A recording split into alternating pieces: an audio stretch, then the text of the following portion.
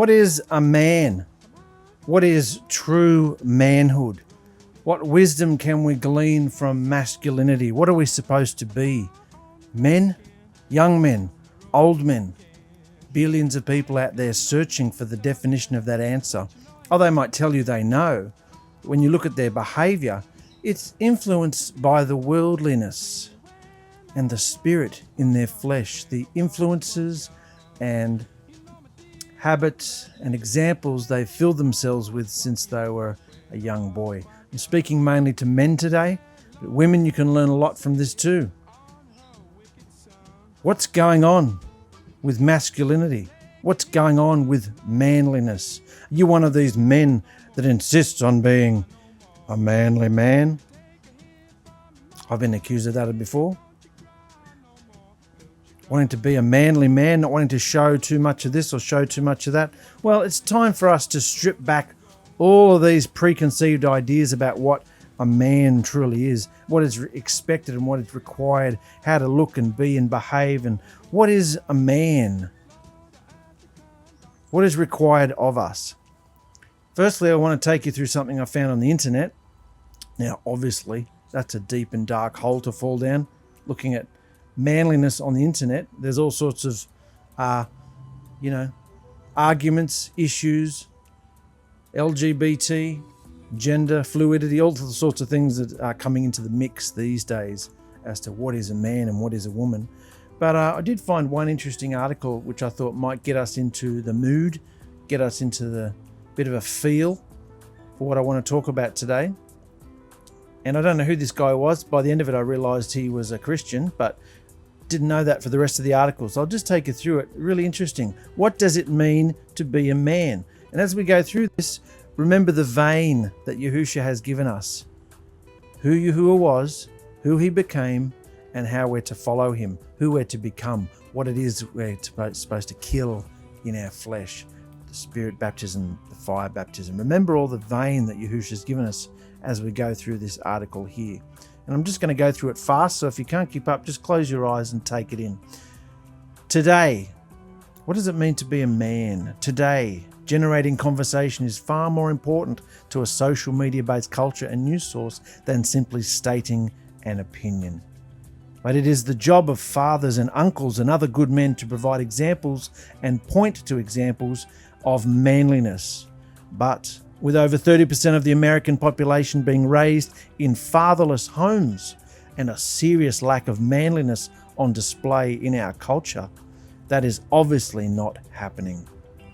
There is a hunger developing in America and abroad to see true manliness on display.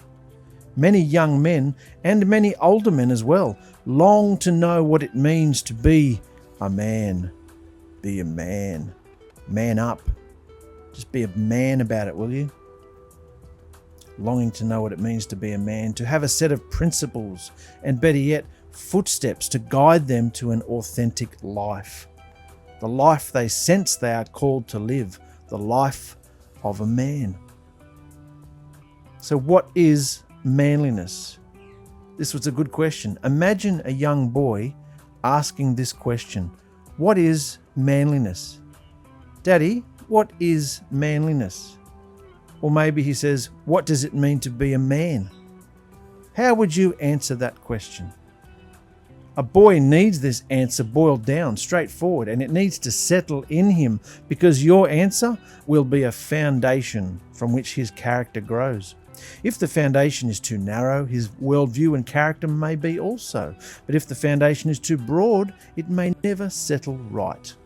And as men of any age, if you are asking this question, it is the boy inside who wants to know. Okay. I don't mean to get all psychological on you. It's just how our hearts and minds are wired. We need to know this answer because everything else in us needs this underpinning. So this guy, this is how he describes manliness. This is how I describe manliness. Manliness is virtue in masculine poise. What the hell does that mean? Manliness is virtue in masculine poise. Well, virtue foremost. Manliness is virtues first and foremost. So true manliness is virtue. What does that mean? Some ancient person quoted this: there can be no failure to a man who has not lost his courage, not lost his character, his self-respect, or his self-confidence. A lot of self in there, wasn't there? He is still a king. Remember, this is just a quote. This is just an article from the internet. Best one I found. But remember, it's not in the vein of what we're talking about. It's not spiritual. But I just want us to get into the mood of some of the thoughts you might have had yourself. Things that certainly people are arguing about out there, about manliness and manhood, caveman mentality and chauvinistic things and all sorts of things. So he said up there that manliness is virtue in masculine poise. Poise is not normally a word we associate with men, is it? But what is virtue? Manliness is virtue. Virtue in the Latin means manliness, manhood, virility, courage, resoluteness, virtue, goodness, character, excellence. And that's just in the Latin. We know what kind of dead language that is, but it's still letting us know what virtue is. Being a man is an inward possession with an outward expression. Interesting there. Think of our vein. Think of Yahusha. Being a man is an inward possession with an outward expression. Who possesses you and controls your flesh will be how you behave, who you follow, who you behave like, look like. So, what's controlling you? What's in you? What's possessing you? Have you gone through the process to get the spirit out of your flesh that controls you, that you're born with? Because if not, you'll be filling yourself with the world and all their opinions of what a man is. And a woman too, if you're a woman. In short, it is character. Being a man is an inward possession with an outward expression. In short, it is character. What is character? Character is built upon a set of virtues that, when applied, will make any person a better human being. Be they a male or a female. Honesty, integrity, courage, diligence, discretion, selflessness, sincerity, patience, prudence, etc. Sounds like we can just do this. Sounds like we have the physical tools to do this. We can just become a better person, become a person of good character. Sounds like it's available to us. The virtues work together to balance themselves and the character of a man. Too much idealism. Idealism is just an not realistic view of perfection. You're in a hurry. Things have to be perfected straight away, and you're idealistic. It's not realistic. Too much idealism can make a high-minded and out-of-touch man. You're demanding too much. You're not realistic. You're not balanced.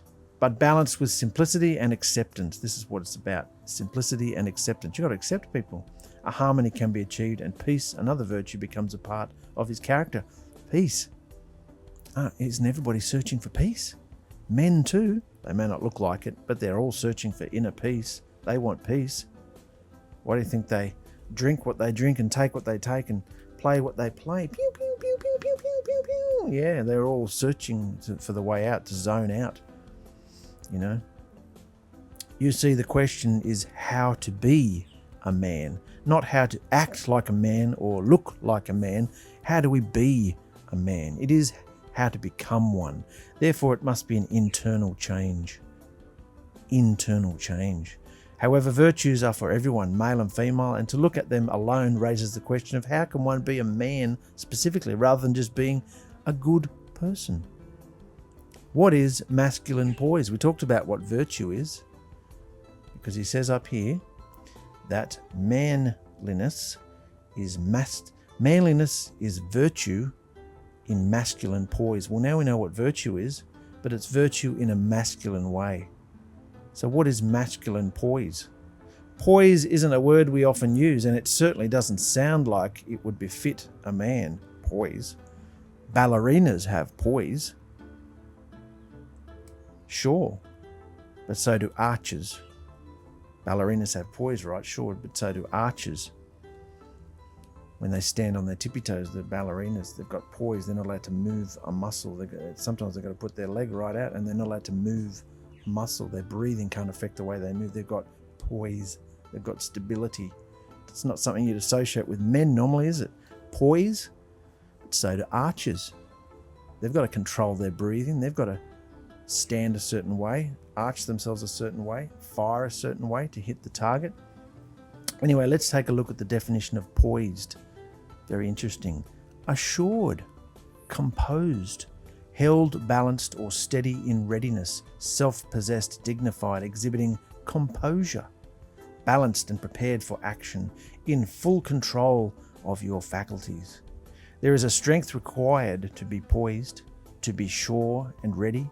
There is an underlying reliance on something deeper than what others might think, which gives a man confidence and drives him forward. It is an attractive quality that is sorely missed today, as most guys wet their finger, put it in the air to see which way the social, acceptable and comfortable breeze is blowing, rather than charting the virtuous course and aligning himself with the bright stars of the past.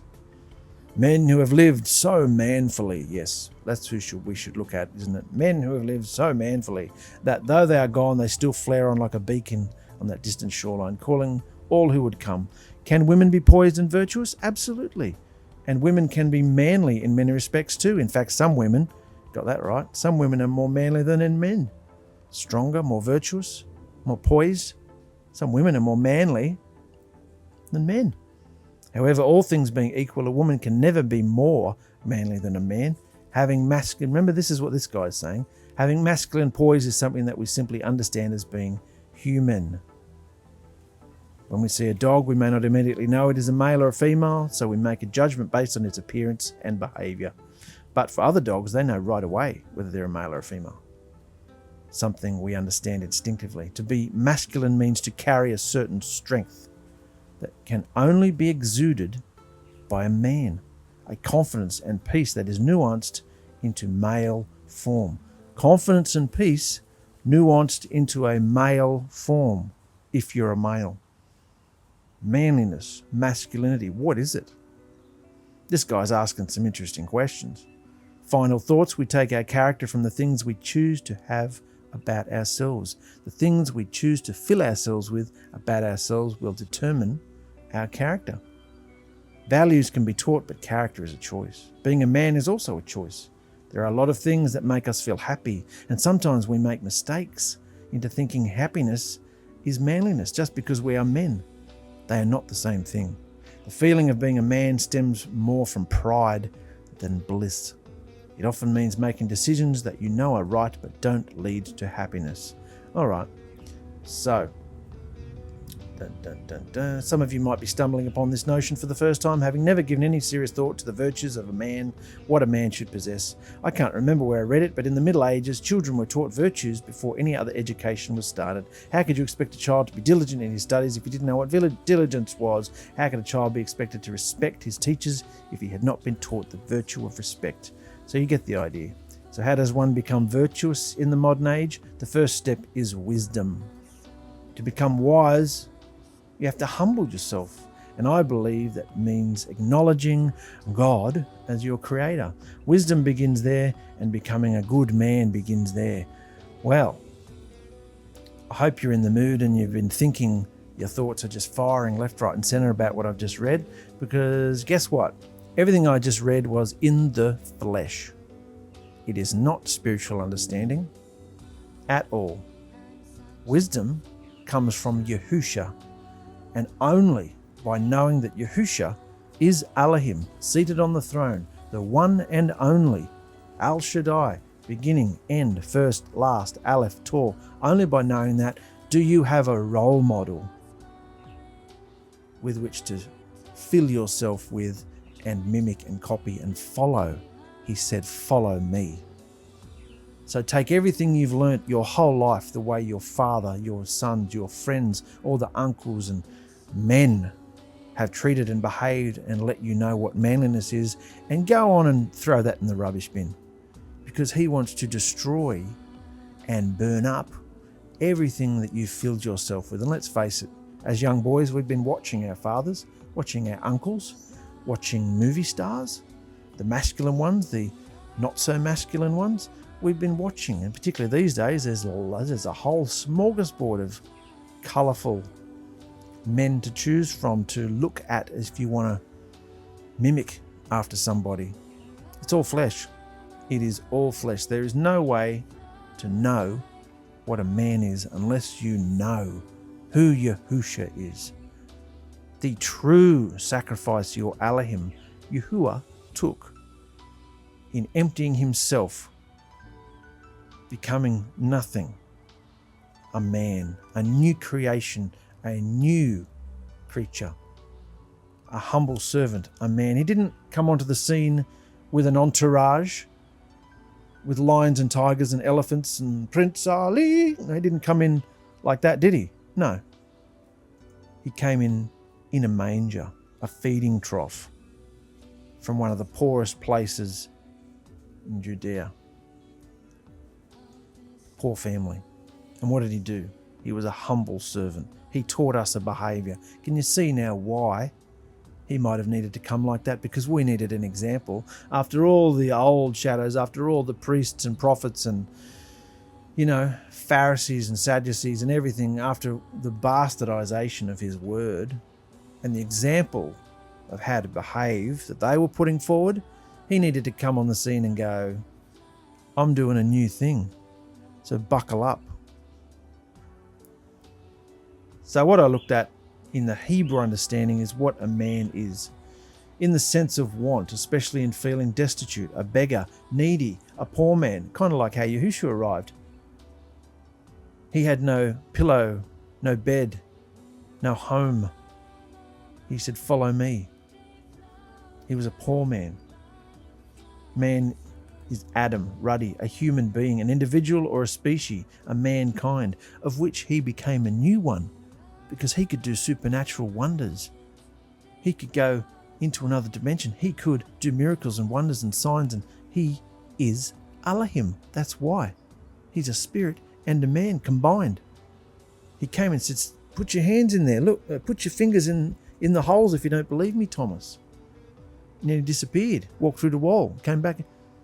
Thomas was just overwhelmed. My master and my Elohim. He could see it.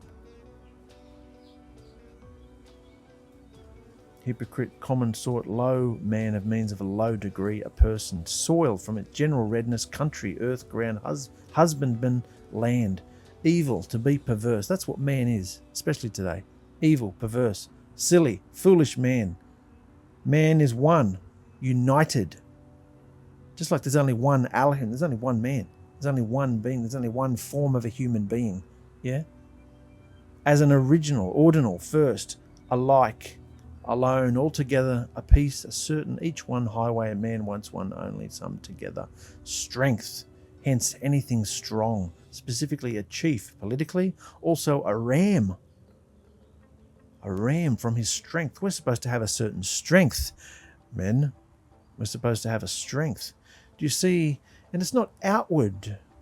It's not like what we see men doing, pumping up them, being like, and yet you say, you look sideways at them, or and they're so offended. They lift up their tutu and dance away with their muscles. They've got no inner strength, no inner character. Oh, come on, mate. Oh, let's take this outside, mate. Yeah. I'll show you. Yeah.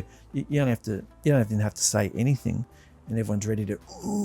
It's so aggressive and violent. That's a spirit in the world, a spirit of violence and aggression, and inside all these muscle-bound freaks is a little boy that's just hurt, upset.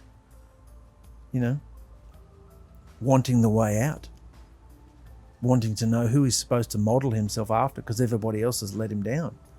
So an oak. Men, we need an oak, a strong tree in our life, mighty man, lintel, oak, post, ram, tree. Lintel reminds me of a doorpost. We need that. What's supposed to be written on the doorposts and the gates of your home? The commandments, his laws, his two royal laws of love. Yeah? Love Elohim with all your heart, mind, body, strength. Love your neighbor as yourself. You're starting to see where I might be going with this message about how to be a man. To be extant, a man as an individual or a male person. Often used as an injunction to a more definite term. Also another man, image certain. Champion, consent, each, every one. Fellow husbandman, man, mighty, he, high degree, husband, mankind.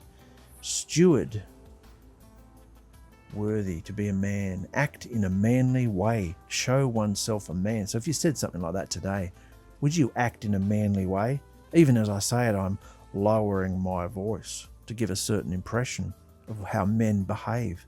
The oafus, buffhead behaviour that goes on out there. This masculine thing where we have to be these lumberjacks with beards and muscles and, you know, carrying an axe around. Like, get stuffed, you know, like that's ridiculous.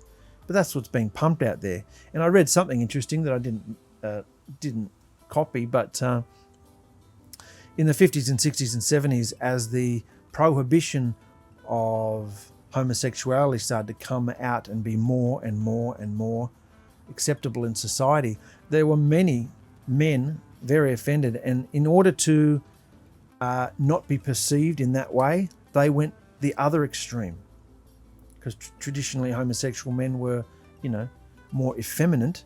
So these men were like, well, I certainly can't be. Even if I did enjoy wearing pink, I'm certainly not anymore. Even if I did enjoy more creative arts or things like that, I certainly am not now, because I don't want to be perceived as one of them. Even if I did like wearing colourful rings, I certainly wouldn't now, because I don't want to be perceived as one of those. Do you know how many... There's been people online that have said, come onto our videos and said, you know, I really like your hair, mate. That's great. Oh, I'm not gay. Why would I think you are? Like, it's ridiculous. See what's in people? I can't be too complimentative. I can't be too kind. I can't embrace or be friendly or have the love with another man, because I might be perceived as being, you know, no. So it's ridiculous what's going on. And because of the extreme and the acceptance of completely unscriptural lifestyles now, the other men, the other half of the manly men, have had to make sure they're manlier than they men don't cry, and men this and men that, and suck it up, mate, get over it, yeah, man up, will you? All this stuff we were, you know, encouraged into as young boys, some more than others. I mean, my dad used to hug me. My dad gave me a kiss and a cuddle and never said I love you, but that's just his thing. What he was grown up with, he didn't have much for dad himself. His dad was very old. So, you know, we carry it on. It's flesh. It's behaviour in the flesh, you know. I've tried to be more cuddly and, you know, loving to my boys, but I'm finding even now, as they're all starting to become teenagers and they're all towering over me, I'm starting to, I've become less affectionate with them, because they're just these, you know, strapping young men, and I've, you know, it just feels a bit weird. I've still got one young son who's only 10. I can bounce him on my knee a little bit still. He gets more affection, but it's a physical thing. You think, oh, no, I can't be like that with another man. Why not? Yahusha was. There are plenty of examples of him being tender, kinded, and touching people that you normally would not even go near, let alone touch, because you'd become ritually unclean. He touched people. He lifted people. He helped people. I mean, wasn't it the Last Supper or one of those suppers? John was laying on Yahusha's breast. You wouldn't catch two men laying on each other's breasts. You know, like, just means laying on his chest, you know, like what? Tender affection.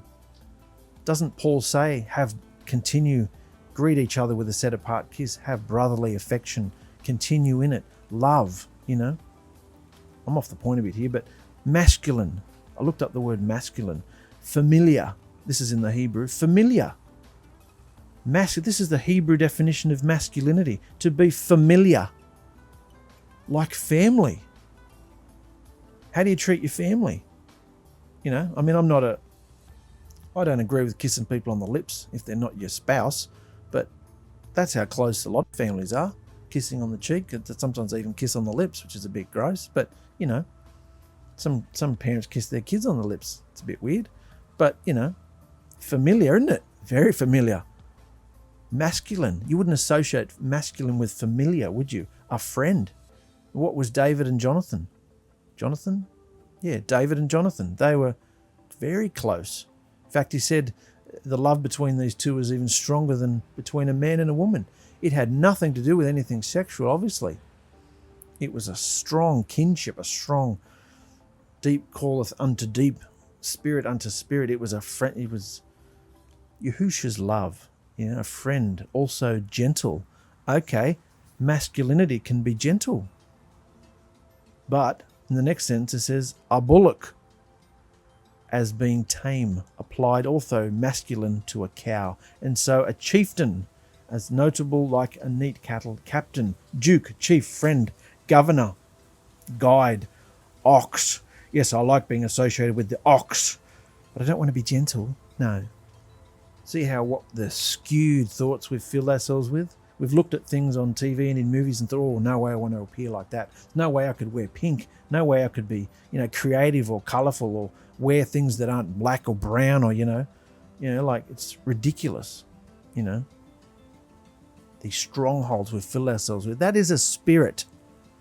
It's a blokey bloke, feral spirit in your flesh, because there's no female spirits. Spirits are male. Angels, there's no female angels.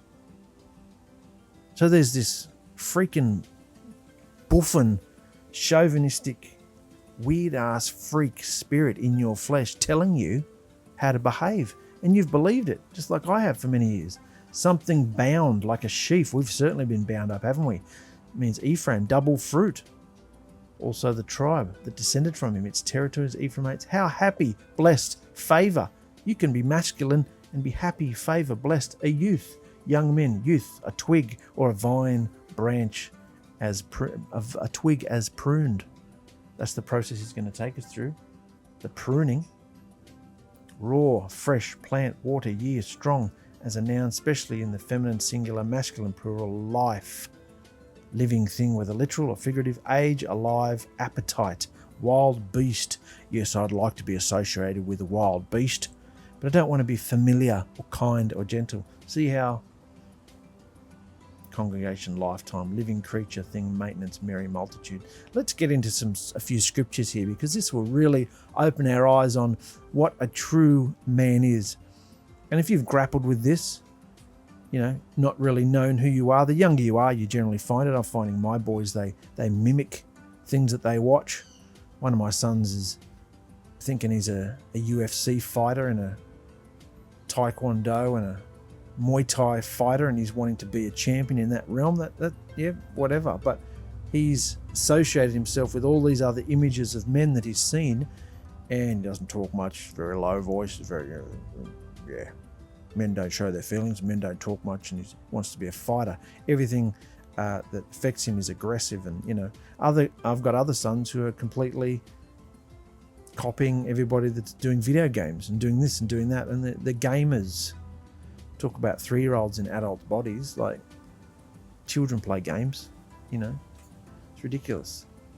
Or football stars or this or that. Children play things like, children do things like that. When I was a child, I thought as a child, I acted like a child. When I became a man, I did away with childish things. I threw away the tiddlywinks, I threw away the video games, because I have to be a man now, I have to do things that actually matter and not waste my time with my thumb up my ass doing, what the world tells me is acceptable, which it's not. 1 Corinthians 13 says, when I was a child, I spoke as a child, thought as a child, reasoned like a child. See all these buffing big men out there today? Children. Varying different colours and varying different degrees. Some have muscles, some don't. Some are living in their parents' basement or their attic, stuck to video games and Lego sets, that won't grow up, won't get out and get a job, won't, it's not about the money, it's about just becoming who you're meant to become. 1 Kings 2, when David's time to die drew near, he commanded Solomon his son, saying, I'm about to go the way of all the earth. So be strong and show yourself a man. Be strong and show yourself a man. What do you think David's definition of a man was? Unlike his son was a bit softer. His son was more political, more diplomatic, had a more sheltered upbringing. His son, Solomon. David was a man of war. But he also started his life a shepherd with a harp, very musical, very creative. He wrote majority of the Psalms that we read still today. So he's certainly tapped into some creativity, some spiritual inspiration, hadn't he? And yet he was a man of war. He had blood on his hands many times. That's why he was not permitted to actually build the temple. But Solomon was. And so he's trying to instill in his son, be strong and show yourself a man. Well, in David's opinion, and remember David wrestled with Yahusha, wrestled with his Elohim a lot. because this was the man that actually revolutionized the worship. He was actually handed the tent. He was actually allowed to have the ark in his tent. Not the temple, not the tabernacle, a new tent. Elohim did a new thing through David, where all mankind could come and look upon the ark. That was unheard of. It had to be covered over with a sheepskin and everything else, only carried on the shoulders of the priests. David did something revolutionary. But he tried to do it the first time, his own way, without any real scriptural insight, because the priests were just whackheads that didn't even know the truth anymore. They'd become corrupt. And no one actually said to him, hey mate, you can't just bring it up on a cart, buddy. You can't do that. It has to be on the shoulders of the priests. Didn't anyone tell you that? Where are they? What's the priesthood doing? No. So he had to learn the hard way, and his heart was in the right place, but no one had told him, and he wasn't easily as acceptable, all the Torah truths and scrolls back then. So sure enough, the cart fell over, someone touched it, someone died. It was a devastating day, and it was supposed to be a celebration. So you can see he was furious at Elohim, furious at Yahuah. What's going on here? I thought how many times has that happened to you? You thought you were in the flow, thought you didn't do it his way, So he had to hit the books, speak to the priest, what's going on? And then he found out he did it the right way. And that day was really a celebration. He's dancing around with his legs dancing up in the air, his frock's thrown up, and his giblets are hanging out. His wife's offended. There's a whole brouhaha going on. And David knew. He knew the battle, because he's the one who took over Jerusalem, called it Zion, the city of David. So he's the one who accomplished the fruition, everything that Moses and Joshua started, but didn't really succeed in fully taking the land back. David succeeded in. In fact, they had peace under David, and then they had ultimate favor and prosperity under Solomon, because he followed in his father's footsteps. He was showing himself a man. In other words, he did what his father said, and he followed the scriptures. He followed the royal laws. He followed what was in the Torah scrolls. He followed Elohim's word until he didn't. And then when he didn't, it all went to hell in a handbag. And the civil war, expulsion from the land. So my point is just that David knew what a man was, and he put it into his son. Be a man. And this is one of the Psalms David wrote. Blessed is the man who does not walk in the counsel of the wicked, nor stand in the way of sinners, nor sit in the seat of scoffers. But his delight is in the law, Torah, divine laws of Yahuah, and on his law he meditates day and night. Does that mean you have to be flicking the pages day and night and you've got no one else and you push everybody aside because I'm reading, I'm studying? No. Meditate means to chew on it, to think about it, to be in constant communication with Yahusha, listening to him all the time. Even while you're talking to other people, you're listening. Meditate day and night in his Torah. Torah, which is the original word, just means instruction. And instruction isn't just written. Isn't instruction constant? A constant flow? Pray without ceasing? Communicate without ceasing? What is he? He's like a tree, an oak, planted by the streams of water that yields its fruit. What is the fruit that this tree is supposed to be yielding? What is the fruit of the Spirit? Not the fruit of the flesh. The works of the flesh are this, arguing and strong wine and party spirit and, stealing and all the things that are the fruits of the flesh. These are the fruits of the Spirit. Love, joy, peace, patience, kindness, goodness, faithfulness, gentleness, self-control. If you're doing this, if you're meditating, if you're in communication, if you've had the Spirit and fire baptism, you will be a tree, that mighty oak, like a manly oak, planted by the streams of water that yields its fruit in season. Its leaf does not wither. In all he does, he prospers. You can be a prosperous man, a favorable man. Have Yahusha's favor. Job says, dress for action like a man. I will question you and you make it known to me. Dress for action like a man. Other scriptures say, put on the full armor. Before your feet hit the floor and you get out of your bed of a morning, make sure all your armor is strapped on. You're ready for battle. If you're not, you will be you'll be shocked. You'll faint. You won't be a tree. Your leaves will be withering. Yeah? Dress for action like a man. Job said that. And this is one that's come close to home to me lately. This is Paul saying this: husbands, love your wives, as Yahusha loved the assembly and gave himself up for her. Yahuah gave himself up as well. He gave himself up for his people, for his bride. Not his first wife, because as we know now, in Yahusha's commonwealth, in his economy, everybody's equal. Doesn't matter if you're Jew, Gentile, doesn't matter what colour your skin is, doesn't matter your race, ethnicity, what gender you are, male or female that is. So everyone's the same. He gave himself up. Yahuah gave himself up and then became a new creature as Yahusha. Then he gave himself up as well for his bride, for his assembly, having cleansed her by the washing of the water with the word. Why do you need to be cleansed by literal water, which religion does? That's how you know if you're in a religion or not, because they tell you to get water, H2O, baptized. Some will say just have it sprinkled at you. Some say you must be fully under the water. It's religious, because Yahusha says, having washed her with the water, with the word. He is the water. He is the word. He is the spirit. He's all of it. What came out of his side when the spear pierced him on the torture stake? Water. He fulfilled it all. He did not immerse anybody with water himself, because he said, wait for me until I send the helper, the spirit, the power, the fire. Wait for me. So he gave himself up for his bride. And the greatest fulfillment of a husband and wife relationship is Yahusha's relationship with his wife, his bride. That's why it's likened to it. He uses images. It's the image of a husband and wife, because ever since time memorial, we know what a husband and wife is. Man and woman come together, they produce children, this, that. So we knew what a family is, a nuclear family. And so he's using that imagery to show us what it's like, what kind of relationship he wants to have.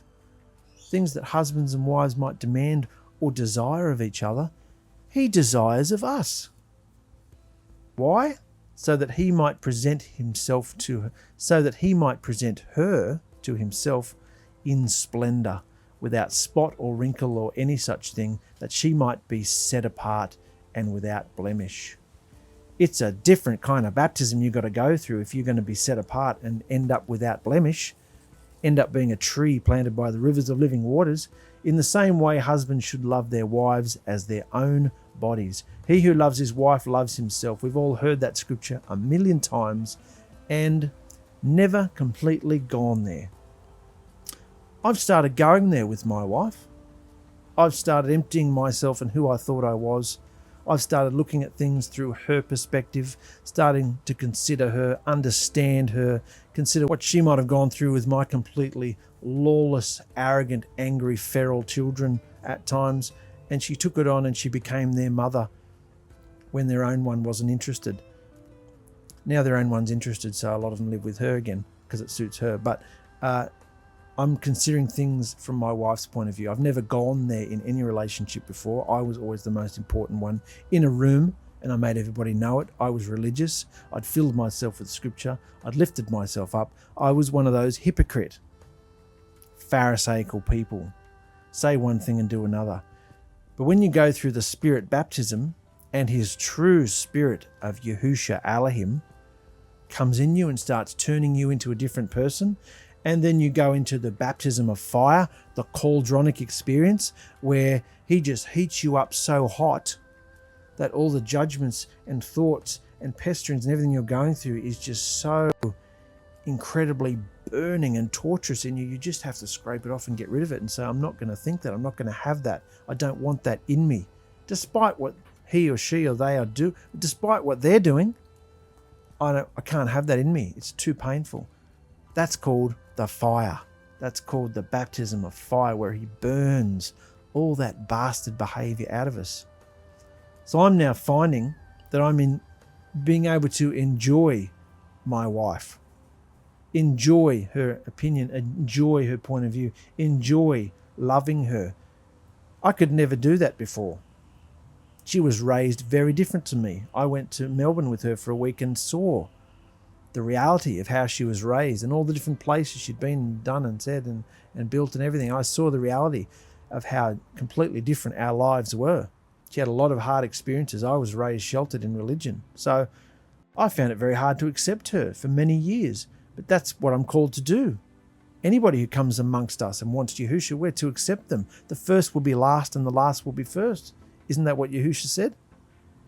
And I had all these judgments and angers because of the way she speaks or presents herself or the way she talks or this or that or this or that. Yahusha's bashing the hell out of me, saying, you have no right. That's my daughter. I've got my hand on her. I've got my spirit in her. She's been through the baptism of spirit. I've got my fire on her now. I'm going to do it. Thank you very much. It's nothing to do with your judgments. You are not allowed to judge. Judge not. Are you willing to go there for your wives? Or is it such a daunting task to not take anything personal, to let her have her own head, her own mind, her own life, to take hands off and not try and control her in any, oh, but the Torah says this. Stuff it. Let her have her experience. It's much more powerful to watch Yahusha move in someone's life as he started doing in mine than to try and control and speak and rebuke and do all this stuff, speak out at it all the time. No, you're just stunting. You're getting in the way. Are you willing to go there for your wives? Men. You who call yourselves real men. Are you willing to go there for you? Or does your wife still run the house? Does your wife still do everything she wants to do and you just have to fall into line? That's the state of most households, unless they're particularly abusive religious households. The wives control everything because that's what they're taught as women to do. Get your man in order. Get your man. You know what men are like. How many cliches do you hear? Oh, you know what women, even men say it. Oh, you know what women are like. You know, in other words, you can't handle them. You don't deal with them. You don't speak. You don't love. Most importantly, you don't love. Because Yahusha said you've got to die to yourself and you've got to love your neighbor as yourself. You've got to love your wife, not just how you feel like it, but as Yahusha loved and he died. You don't have the power to die to that spirit that's controlling your flesh. You don't have the power to die to yourself, your flesh, without Yahusha's spirit. He who loves his wife loves himself. So if you want to know what your task is, if you want to know what your mandate is, and you have a wife, I'd start there myself. Despite everything she might be and have said and done and accused you of and whatever. Aren't you in Yahusha? Don't you want him? Because this is what Yahusha would have done. He did this with every single person. He died to himself for them. He lifted them up and he healed them. And he died physically for us all. This is the mandate. Love. It's the royal law. It's the first fruit. Love. Not just a pretty Hollywood word, love. Not just a lustful, romanticized concept. No. Not just some knight in shining armor. No. No. It means suffering. It means humility. It means dying to yourself so that your wife might live. That she might feel that spark, that love from Yahusha come through your eyes and she'll be completely lifted. You want your wife to respect you? You want your wife to listen to you? You want your wife to, hell forbid, obey you? Using religious terms, that is. You want obedience? You want respect? You want, things that other men demand? No. You die to yourself and give her everything she's always wanted. And watch what she does with it.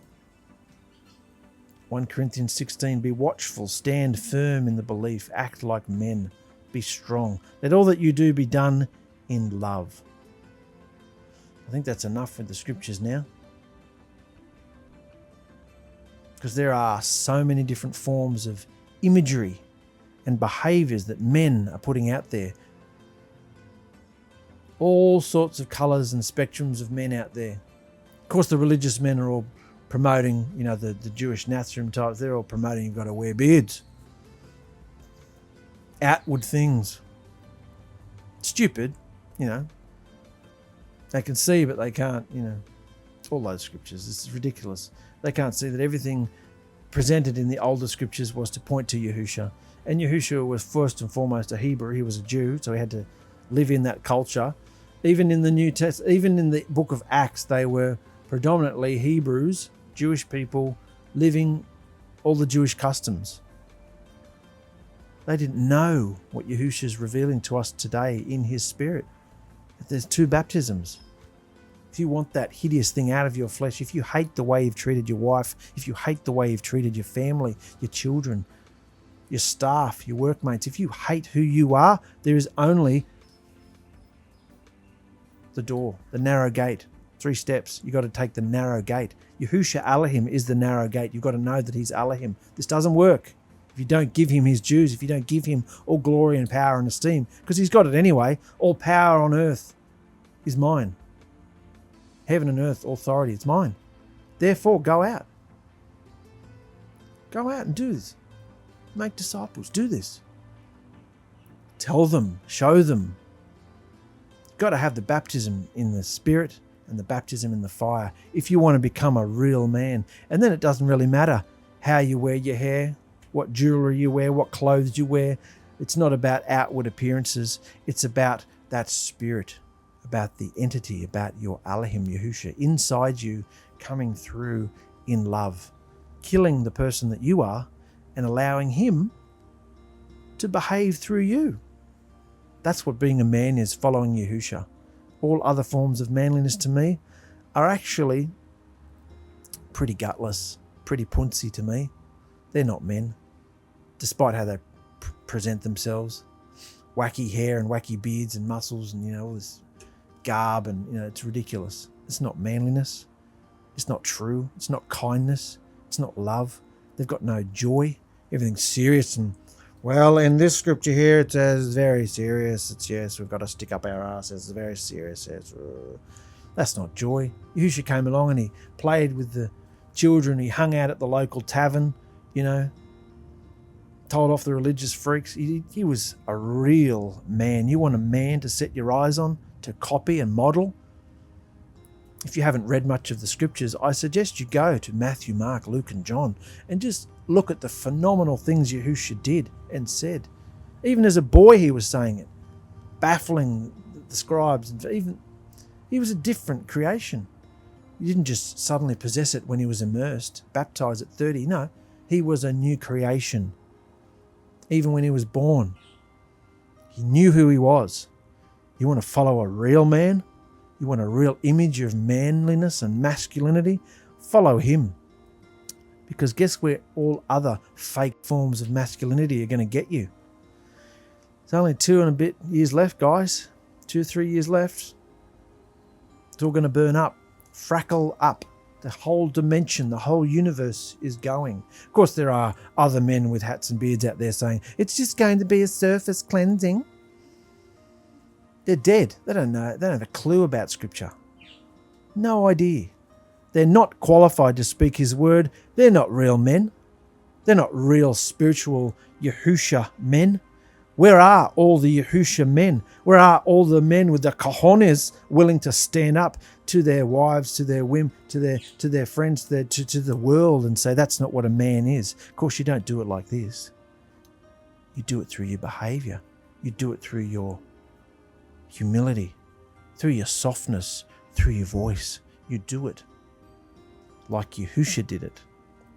There's a time to rebuke and there's a time to suffer. There's a time to love. There's a time to encourage healing. There's a time to work through demons with people to get rid of them. There's a time and a place for everything. Are you willing to go there, men?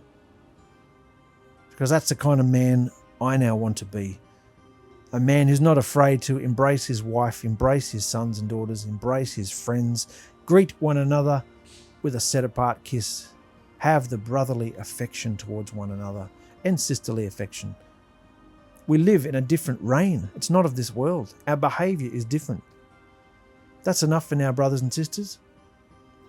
Or brothers, I'm mainly talking to. But if you've got a man who can't do this, Scripture says to the wives, your behavior can show him up. Your behavior can encourage him. Your behavior, giving him what he needs and what he wants, even if he's not even spiritual, giving him that respect, coming under him and loving him the way Yahusha would, will allow him to see the change in you. And it's all about changing and it's all about being that love. Love you guys. See you later. Burn it up, oh burn me up. my life on your altar today. Fill my cup, oh fill me up with your smooth oil, you light the way. Behind the veil I'll stay. Make me unto gold, make me unto gold, make me unto gold today. Make me unto gold today.